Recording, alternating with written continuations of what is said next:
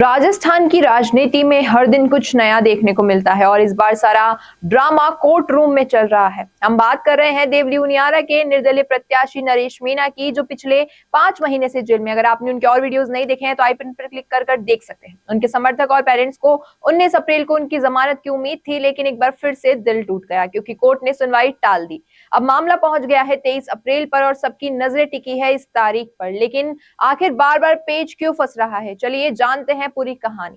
23 नवंबर 2024 को जब उपचुनाव का मतदान हो रहा था, समरावता गांव के लोग उपखंड कार्यालय में शामिल होने की मांग को लेकर मतदान का बहिष्कार कर रहे थे। नरेश मीणा उनके साथ शांतिपूर्ण धरने पर बैठे थे, लेकिन मामला तब बिगड़ा जब एसडीएम अमित चौधरी ने जबरन 3 लोगों से वोट डलवा दिए। इस बात पर भड़कर नरेश मीणा ने सरेआम एसडीएम को थप्पड़ मार दिया। इसके बाद हालात बेकाबू हो गए, गांव में आगजनी हुई, उपद्रव फैला और नरेश मीणा को पुलिस ने गिरफ्तार कर लिया। उन पर अब सरकारी कर्मचारी पर हमला, आगजनी और सार्वजनिक संपत्ति को नुकसान पहुंचाने जैसे गंभीर आरोप हैं। कई बार सुनवाई हुई, लेकिन हर बार तारीखें मिलती गई, जमानत नहीं। 19 अप्रैल को उम्मीद थी कि राहत मिलेगी, लेकिन उस दिन वकीलों ने काम का बहिष्कार कर दिया और सुनवाई टल गई।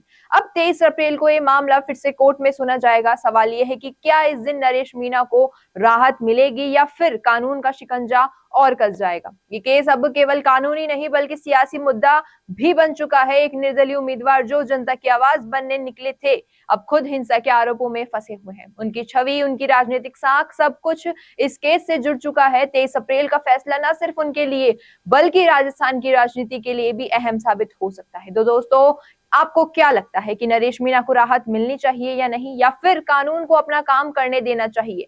नीचे कमेंट में जरूर बताइए और ऐसे ही सियासी कहानियों के लिए जुड़े रहिए संवाद के साथ, क्योंकि हम लाते हैं संवाद भारत का भारत के लिए।